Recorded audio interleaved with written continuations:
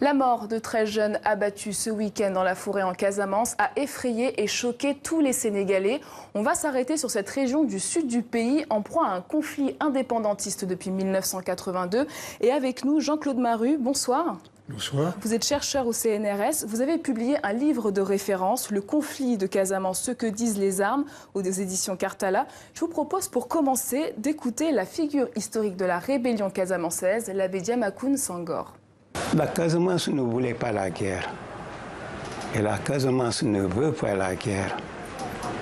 Il faudrait qu'on obtienne le silence des armes et ensuite le développement de la Casamance. Comme il vient de dire, la Casamance ne voulait pas la guerre. Alors, quelle est l'origine de ce conflit ? Bien, ce conflit donc, débutait dans un contexte de crise économique et sociale particulièrement grave dans cette région. Et si vous voulez, très schématiquement, on peut dire que c'est l'absence de réponse politique aux demandes de la population, qui ont eu le sentiment de ne pas être écoutées. C'est ça qui a été le déclencheur, disons. C'est-à-dire qu'il y a une sorte de vide politique, l'État n'a pas répondu, le principal parti d'opposition n'a pas répondu non plus à cette demande populaire. C'était essentiellement des conflits fonciers qui ont servi de déclencheur. Et donc il y a une sorte de vide politique qui est apparu, et ce vide a été investi par, disons, un discours anti-étranger, anti-nordiste, sous-entendu sénégalais du Nord, qui ont été rapidement considérés comme responsables de tous les problèmes.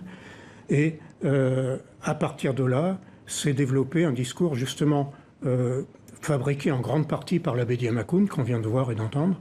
Justement. Et c'est lui qui a produit l'essentiel de ce discours. Et à partir de là, on peut dire qu'il a été instrumentalisé par ce qu'on appelle un entrepreneur politique, qui lui était en exil en France. On va y revenir. Et qui a finalement fait basculer ce mouvement vers, disons, une action politique et qui prenait l'indépendance comme réponse finalement à tous les problèmes. Alors justement, au départ, à sa création en 1947, le mouvement des forces démocratiques de la Casamance, le MFDC, était un parti politique et pacifiste. En 1982, le MFDC devient une rébellion armée. Entre le MFDC de 1947 et celui de 82, est-ce qu'il y a une filiation ? Alors c'est ce que disent les responsables du MFDC actuel, et notamment ceux qui l'ont créé. En réalité, ce sont deux choses différentes. Le MFDC initial en 1947 était un mouvement régionaliste, comme il en existait plusieurs au Sénégal, dans les régions périphériques essentiellement. Et le mouvement qui a été créé en 1982 s'est borné à reprendre le sigle, mais il n'y a pas de continuité. C'est vraiment un mouvement nouveau, sur des bases nouvelles. Pourtant, il a la même figure, Diamacoune, qui a participé aux deux structures. Ce n'est pas la même figure. Diamacoune n'appartenait pas au premier MFDC. Diamacoune, il a développé son discours. Il est tout à fait indépendamment de ce premier MFDC. Et donc, ce n'est même pas lui qui a fondé le MFDC séparatiste. Encore une fois, c'est un exilé à Paris, Mamadou Sané, qui finalement a instrumentalisé aussi bien le mouvement populaire qui émergeait que cette figure charismatique de l'abbé Diamacoune qui s'est mis à incarner finalement cette révolte. Alors, on identifie beaucoup la rébellion à l'ethnie majoritaire, les Diola. Est-ce que c'est une lecture ethnique valable ? L'ethnicité n'explique rien. Elle n'explique rien dans la mesure où tous les Diola, qui sont effectivement l'ethnie principale, elle n'est pas majoritaire, mais c'est l'ethnie principale en Casamance. Elle n'est majoritaire qu'en Basse-Casamance. Et c'est la Basse-Casamance qui est le foyer de la rébellion. Ce n'est pas toute la Casamance.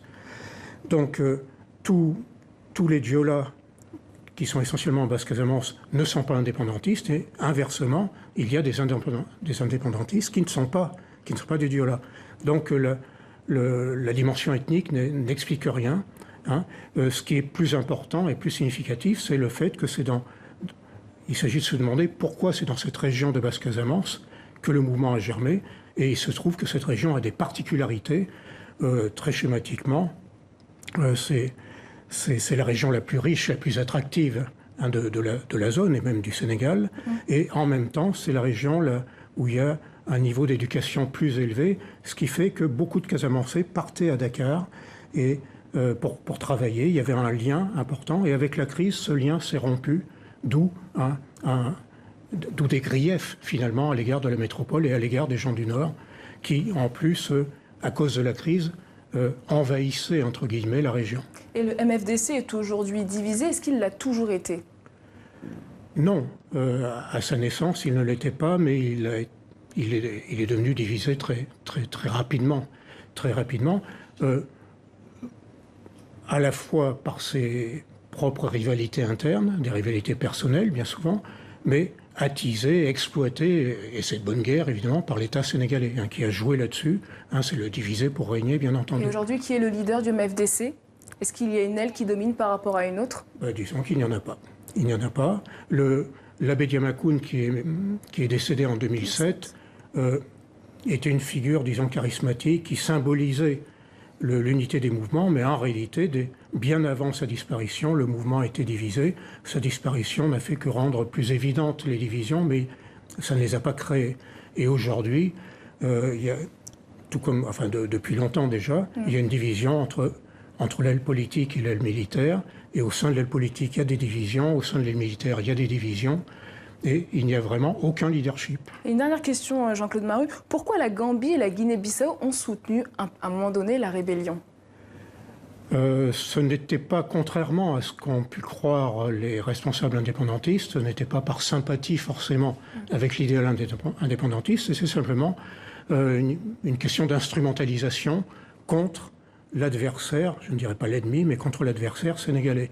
C'est-à-dire qu'il y avait des contentieux que je n'ai pas le temps d'évoquer ici, des contentieux entre la Gambie et le Sénégal, contentieux entre la Guinée-Bissau et le Sénégal.